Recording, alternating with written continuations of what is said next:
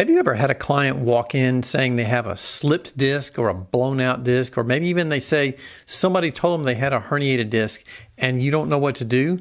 Or maybe you're wondering what's really safe and what's not safe when working with somebody who has disc herniation pain.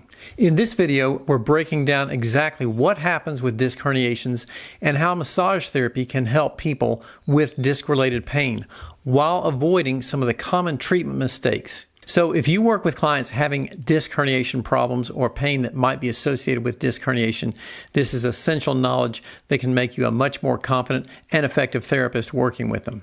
If you're new to this channel, my name is Whitney Lowe, and I'm the director of the Academy of Clinical Massage, where we train thousands of therapists on evidence-based strategies for treating pain and injury conditions, including those with disc problems. So let's get started looking at disc problems and where massage fits into this. First of all, we're going to talk about exactly what is happening with a herniated disc, what it is, and possibly potentially how to recognize it, and how it affects various pain patterns that your clients might express.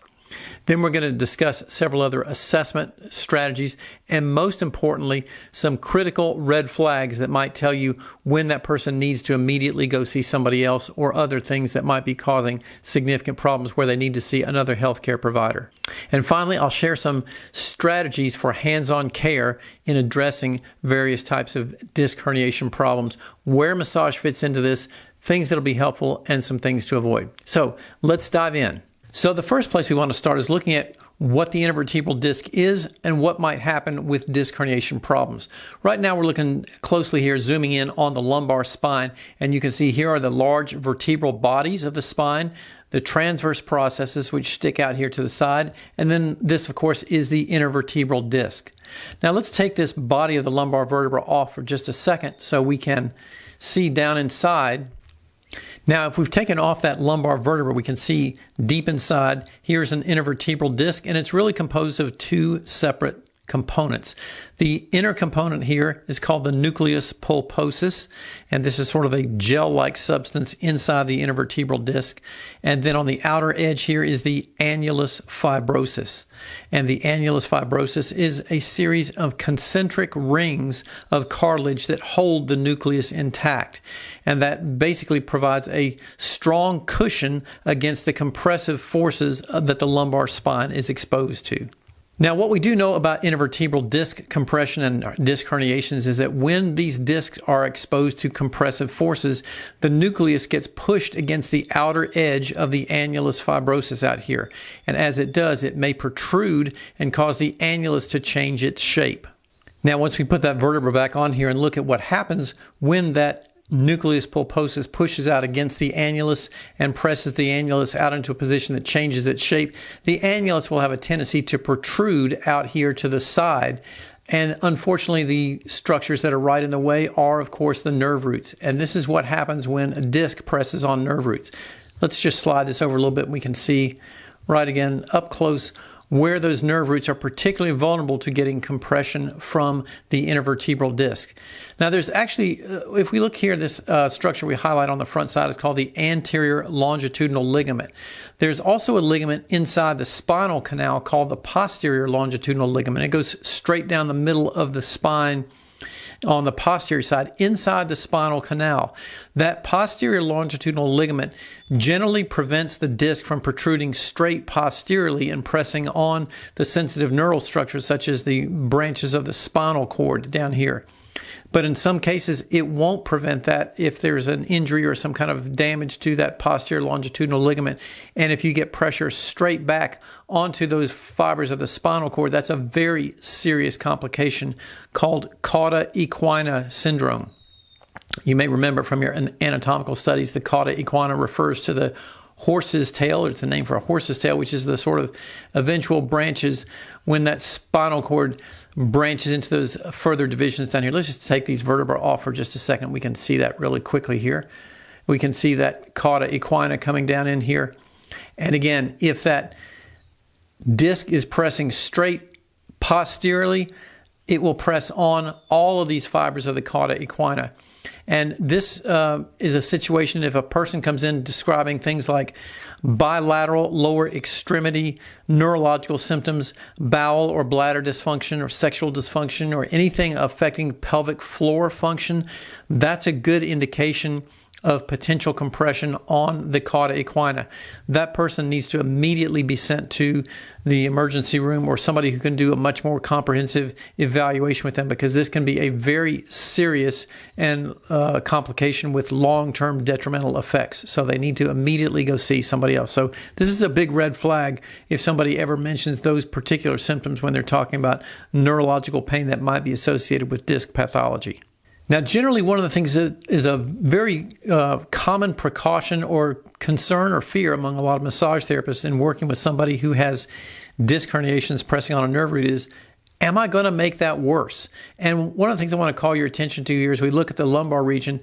We can see that the nerve root compression, the region of nerve root compression, is in front of these vertebrae, and there are actually other connective tissues on here. Let's just put them back on for a second, that span in between the individual transverse processes of the lumbar vertebra that are going to prevent you from pressing directly on an area where a nerve root is getting compressed by an intervertebral disc. So for the most part, when you're working spinal muscles, and let's put some of those muscles on here that we'd likely be focusing on, let's say like the multifidus, some of the distal and very deep erector spinae muscles that are the intrinsic spinal muscles right along here. There's a lot of potential benefit for working these muscles in people who have disc compression problems, because in many instances, the fact that these fibers come over and attach to the individual transverse processes is part of what is creating the additional compression on those discs. So if we can release hypertonicity and tightness in these muscles, we can help reduce some of the compressive loads on the disc. So there's definitely benefit in doing that. But that concern still exists about, is this safe for me to be working in this area? So keep in mind, with those muscles that we're working on, we're not going to get to the area where that nerve root is getting compressed by the intervertebral disc.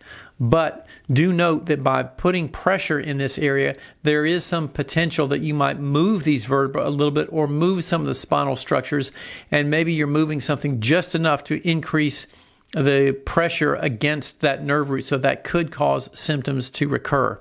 So if anybody gets recurrent neurological symptoms when you're doing work in this area, or you're doing something that moves the spine significantly and it reproduces neurological sensations, especially significant sensations down the lower leg and the posterior side of the leg, because remember, these lumbar nerve roots feed into the sciatic nerve going down the whole back side of the leg here. So that's where our primary symptoms are going to be felt, all the way down the back side of the leg. So if anything that you're doing reproduces any of those neurological symptoms, that's something we want to alleviate and keep from doing further, because you could cause some irritation of those nerve problems by doing that.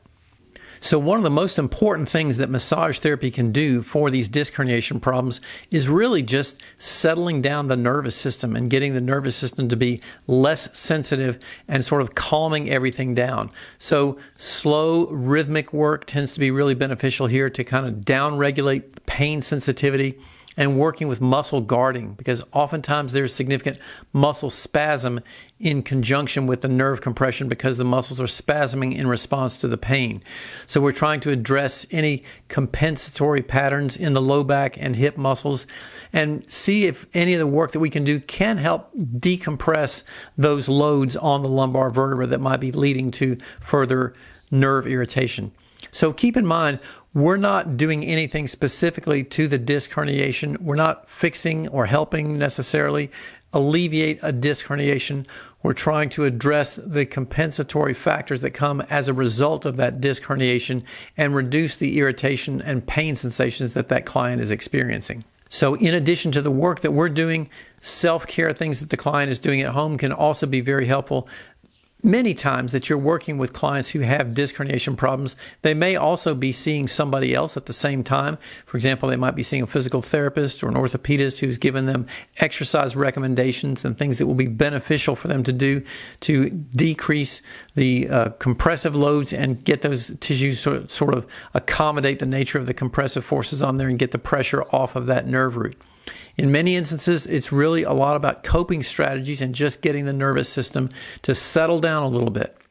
So the key things here that we want to take away from this are remembering, What are some of those key signs and symptoms of disc herniation? So, for example, in the lumbar region, especially if we might see things like pain and sharp shooting sensations down the lower leg. If it's in the lower lumbar area, it'll be on the back side of the leg. If it's in the upper lumbar region, those sensations will tend to be on the front side of the thigh because that's the main distribution of the femoral nerve, and it's femoral nerve roots that might be affected. In the cervical region, we'll generally see this as pain radiating down the upper extremity. We tend to see most of those cervical disc herniations appearing in the C5 through C7 region, which is going to be those nerve roots feeding those long nerves that go down the upper extremity, median, radial, and ulnar nerves that are going down the upper extremity.